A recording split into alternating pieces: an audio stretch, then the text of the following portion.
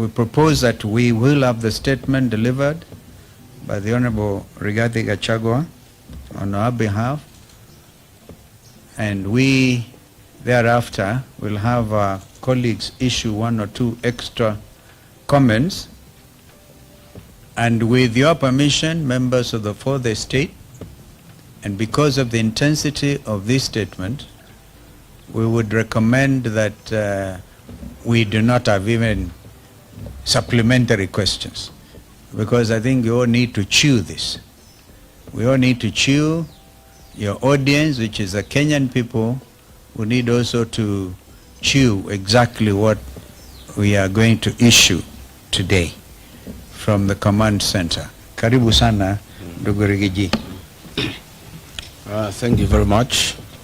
This is a press statement by the United Alternative Government on the fuel scandal in our country, Kenya. Patriotic Kenyans, today we wish to draw the attention of Kenyans to one of the greatest fuel scandals in the history of independent Kenya. We have deliberately taken time to look into the oil scandal that has hit Kenya in the hope that the government of President William Ruto would be kind to the people of Kenya and save them from further agony. Little was it forgotten to us that Kenyans are on their own, and the entire energy value chain is completely a criminal enterprise under William Ruto. We wish to state as follows. On Thursday, the 2nd of April 2026, Kenyans were treated to dramatic arrests of former PA State Department of Petroleum, Mr. Mohammed Liban, Mr. Daniel Kipto, former DG EPRA, and Mr. Joe Sang, former MD, Kenya Pipeline Corporation. On 4th April 2026, a public statement made by William Ruto meant to hoodwink and fool the people of Kenya. He argued that oil cartels had been crushed to a halt. Further, he strongly stated as follows: that the international oil companies, IOCs, had not declared their inability to perform their obligations under contract.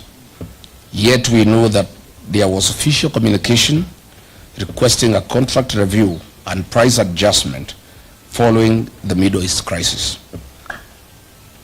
The other trio had resigned, yet they were forced to resign during the Easter weekend while still under police custody. That the 3 accused persons would be charged in a court of law for various offenses.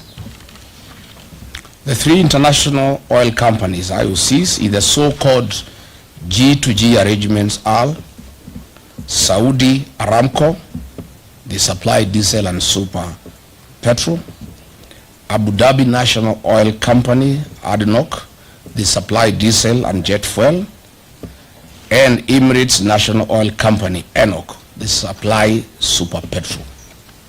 These IOCs supply and distribute fuel through 6 hand-picked local oil marketing companies. But what was being hidden from the public was the real culprits of this scandal. The team leader of this oil scandal is William Ruto, Felix Koskei, and the abroad-based expert, the CS for Energy and Petroleum, Mr. Opio Wandai. And a local company, which is a nominee of the international oil companies, IOCs, awarded under the so-called G2G framework. While the crisis in the Middle East brought about the conflict of the USA and Iran, William Ruto saw a big business opportunity to fleece Kenyans, as he has always done. Kenyans will recall the Brazil maize scandal of 2009 when William Ruto was the Minister for Agriculture, and he was fired by the then Prime Minister, the late Right Honorable Raila Odinga. Truly, you can't change the character of a man. In the so-called G2G arrangement, Gulf Energy, William Ruto's proxy, via a letter dated 21st March 2026, addressed with then PS State Department of Petroleum, Mr. Liban Mohammed, confirmed their inability to supply fuel and triggered a delivery default. Note that Gulf Energy supplies 4 out of 6 or 67% of the monthly fuel cargoes, leaving the other 5 oil marketing companies to supply the balance of 20% or 2 cargoes imported under the so-called G2G framework. Since the IOCs in the so-called G2G framework agreement could not evacuate fuel through Strait of Hormuz and had communicated their inability to perform their contractual obligations, triggering a delivery default, the 3 government officers invoked relevant provisions of the Petroleum Importation Regulations 2023 and implemented a government directive issued by the National Security Council Committee via letter dated 9th March 2026, reference number OP CAB 3/55A, to explore and implement strategies to diversify petroleum import sources beyond single region, reducing dependency and enhancing national energy security. As such, the above decision was implemented. On 18th March 2026, the State Department of Petroleum, a meeting of the Vessel Alignment Committee, which was chaired by one Joseph Wafula, was held to review the supply position and replenishment plan. The meeting was attended by 13 local oil marketing companies. During this meeting, it was recognized that there is a likely shortage or supply of petroleum products, and in accordance with Clause 21, Petroleum Import Regulations 2023, the 13 oil marketing companies were invited to submit an expression of interest for the emergency supply of contingency fuel stocks for delivery on or before 28th to 30th March 2026. It is important to note that only 4 of the 13 oil marketing companies submitted their bids within the stipulated time frame. The awards for the supply of emergency contingency stocks was duly awarded to the 2 lowest technically compliant oil marketing board bidders, with the condition that the supply required a quality waiver from Kenya National Bureau of Standards, KEBS. Note this was also in line with Clause 8.1 Petroleum Import Regulations, an international best practice as seen in other countries who had relaxed fuel specifications following the effects of the Middle East crisis. Subsequently, via the letter dated 28th March 2026, reference MITI/CS/Volume 1/Waiver Number 3, signed by Honorable Kenyanjui, CS Minister of Investment, Trade and Industry, addressed to the Honorable P.O. Wandai, granted waiver for oxygenates, manganese, sulfur, and benzene parameters in the KSES 158/2025. The following companies were awarded, who are the 2 lowest bidders: 1 Petroleum and Oryx. These were contingency cargoes with delivery dates on or before 30th March 2026.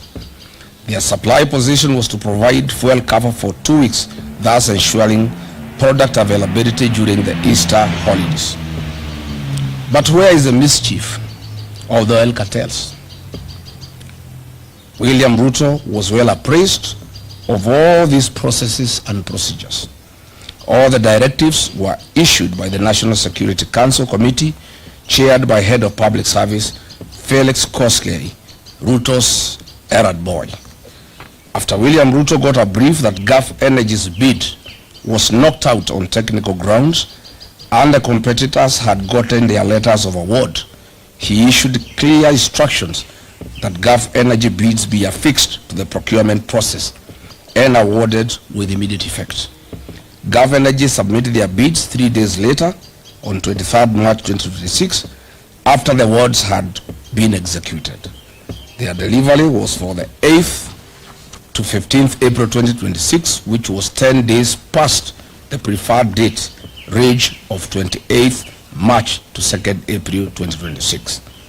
The bid of Gulf Energy was rejected by the Vessel Alignment Committee, State Department of Petroleum. This being William Ruto's proxy company that supplies 80% of monthly cargoes. He exercised political power. Characteristic of him, this is when the head started rolling. He knew that he had lost profit worth billions of shillings. Through remarkable architecture, conman attitude, William Ruto orchestrated a terrible propaganda that the fuel supplied was substandard despite the comprehensive compliance due process followed by the gallant then government officers. To date, the three arrested Kenyans, PS Liban, DG EPRA and MD Kenya Pipeline Company, have had no charges preferred on them. Why? They had no case to answer as they followed and applied the law strictly. The real culprits in this scandal are William Ruto and his broad-based expert, the Honorable Opiyo Wandayi. Concurrently and maliciously, on the night of 5th and 6th April 2026, as this drama was being executed, William Ruto dispatched a high-power delegation led by CS Wandayi, Acting CEO EPRA Engineer Joseph Okech, and other senior government officials together with Gulf Energy to renegotiate new pricing with the international oil companies whose nominated agent is Gulf Energy, a proxy of William Ruto. These prices were negotiated in Dubai, and if you recall, that is why Opiyo Wandayi was not available when he was summoned by Parliament, as he was negotiating these prices in Dubai to take into consideration the profit of William Ruto in the new price structure. Kenyans now have to pay for the greed and business of William Ruto, not only on the pump, but across all sectors of the economy. Yesterday night, they increased prices of super petroleum by Kenya shillings 28.69 and diesel by Kenya shillings 40.3 per liter, a historic high since Kenya's independence. You recall 2 weeks ago I announced the price increase of 40 because I had information from the team that was negotiating in Dubai on behalf of William Ruto and his people. Following the April 14, 2026 price adjustment, Mr. William Ruto will earn a profit of Kenya shillings 5 per every liter consumed by the people of Kenya, or the equivalent of 2.5 billion Kenya shillings. From the 500 million liters to be supplied for the region's consumption. Since the inception of the so-called G2G agreement, Mr. William Ruto has earned a cool 30 billion shillings in profit from the supply of petroleum products to the region. During the COVID pandemic period and the onset of the Ukraine-Russian war, the then government of the day took measures to cushion the welfare of citizens, whereas today the William Ruto regime has taken advantage of the Middle East crisis to load their profit on the local pump price to the detriment of Kenyan citizens. We have one question to ask William Ruto. The emergency contingency stocks were procured in accordance with the Petroleum Act 2019. They were done in accordance with the Petroleum Import Regulations 2023, the Open Tender Agreement Terms and Conditions 2023, and the Kenya Bureau of Standards waiver, and the Kenya National Security Council Committee resolutions issued on 9th March 2026. What crime have these three officers committed? Therefore, then, we demand as follows. Mr. William Ruto, leave being on top of the vehicles, as you have always done to lecture the people of Kenya. You must now make hard decisions for the future. Mr. William, this is the time Kenyans are demanding that you immediately stop living your dream and utopia and face reality and put Wanjiku first. Mr. William Ruto, you must immediately direct the Speaker of the National Assembly, your sycophant, to convene a special sitting of Parliament within 7 days to address the following urgent issues, failure to which the United Government shall call for national mass action.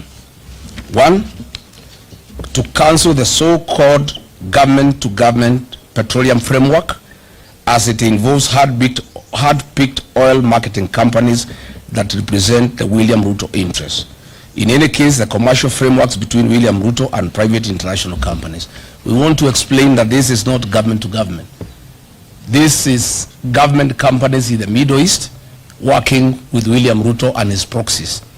In normal circumstances, if it was government to government, these Middle East companies would be working either with NOC or with the Kenya Pipeline Company, not private companies owned by William Ruto. So there is nothing like government to government deal. It is government to William Ruto, proxies and companies. We unequivocally demand for the immediate resignation and prosecution of the CS for Energy and Petroleum, Mr. Opio and I, for the fuel scandal and lying under the oath to the National Assembly Committee. We also demand the resignation of Lee Kinyanjui for being complicit and being part of this scandal. We want to ask to suspend the implementation of the National Infrastructure Fund and use the proceeds collected from the sale of equity in Safaricom PLC and Kenya Pipeline Corporation to cushion wananchi from the adverse socio-economic effects of the April 2026 historic fuel price adjustment. On taxation relief to Kenyans, we demand the suspension of the road maintenance levy that was increased from 18 shillings to 25 shillings per every liter of fuel. We also demand the suspension of the affordable housing levy. We also demand the suspension of unwarranted NSSF deductions that are punitive and are used to finance President William Ruto's single-sourced infrastructure projects. We also demand that Parliament remove VAT on fuel products.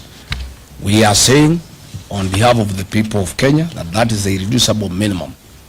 And if there is no action taken on the part of William Ruto, we shall announce further measures to the people of Kenya to force William Ruto and the National Assembly to act in the best interests of the people of Kenya. Thank you.